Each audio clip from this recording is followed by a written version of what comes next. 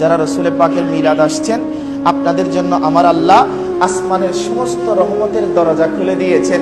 সেই রহমতের দরজার হাওয়াগুলো এসে এসে আপনাদের শরীরের সাথে লেগে আপনাদের শরীর থেকে সমস্ত রোগ দূরীভূত হয়ে যাচ্ছে, সমস্ত গুনাহ দূরীভূত হয়ে আপনারা নেককার হয়ে যাচ্ছেন। আমরা খুশি না বেজার? রসুল পাকের মিলাদে আসার দরকার আছে কি নাই? সেই মিলাদে টাকা দেওয়ার দরকার আছে কি নাই? টাকা দিলে কি লাভ? আমার নবী রহমতুল লিল আলামিনের সাহাবা হযরতে আবু বকর সিদ্দিক রাদিয়াল্লাহু তাআলা আনহু ইরশাদ করেছেন, আরাইয়া মিলাদুন নবী টিয়া দিতেন চাইনি আর এখানে কি পড়াতাই গভীরতাই কথা হন ঠিক কিনা? মিলাদুন নবী 1000 টিয়া নয়, উগ্র দিরহাম খরচ গেলে লাভবান কি?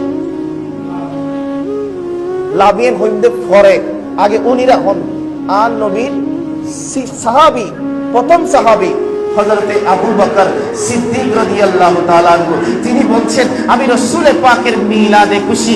এই দুনিয়ার মানুষ যারা রাসূল পাকের মিলাদকে তাজিম করবে, সম্মান করবে, নয় মান আনফাকা দিরহামান আলা কিরাআতিল মাউলুদিন নবী সাল্লাল্লাহু তাআলা আলাইহি ওয়াসাল্লাম কানা রাফিক ফিল জান্নাহ, আমার নবীর মিলাদের জন্য যারা 1000 টাকা নয় একটা দিরহাম খরচ করবে, যারা একটা দিরহাম খরচ করবে তাদের এত দাম কিয়ামতের ময়দানে তারা আমি সিদ্দিক আকবরের সাথে জান্নাতের সঙ্গী হয়ে যাবে।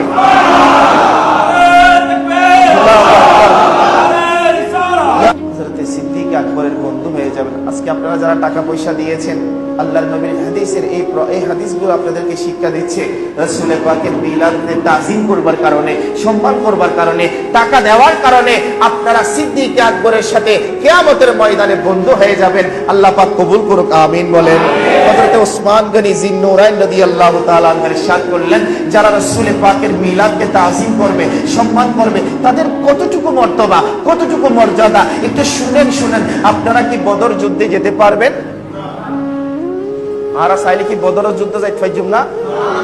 আরা চাইলে হুনাইনুর ময়দানে যাইতে পাইজুম না? একখানা আওয়াজ দি হন না পাইজুম না?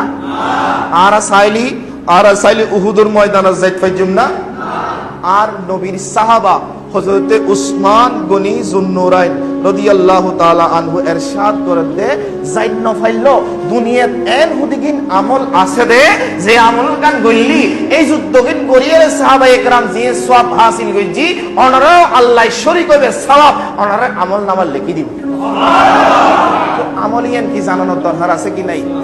আমলটা হলো আল্লাহর নবী রহমাতুল লিল আলামিনের এই সাহাবা বর্ণনা করেছেন, মান আনফাকা দিরহামান আলা কিরাআতিন মাউলুদিন নবী সাল্লাল্লাহু তাআলা আলাইহি ওয়াসাল্লাম, যারা আমার নবীর মিলাদুন নবীর জন্য টাকা খরচ করবে, টাকা পয়সা দান করবে, আমার নবীর মিলাদুন নবী উদযাপন করবে, আমার নবীর মিলাদকে তাজিম করবে, তারা শুধু রাসূল পাকের মিলাদকে তাজিম করে নাই, তারা উহুদ, হুনাইন, বদর যুদ্ধে গিয়ে যুদ্ধ করে শহীদের যে মর্তবা তারা পেয়েছিল, গাজীর যে সওয়াব পেয়েছিল, মূলত সেই সওয়াবগুলো তাদের আমলনামায় লিখে নিল।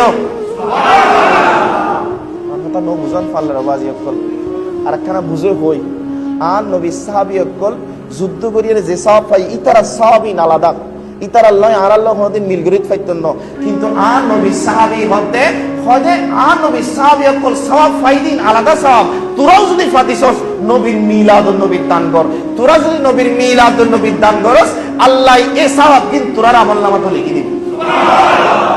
আল্লাহ আর মুসিবত তৌফিক দান করুন।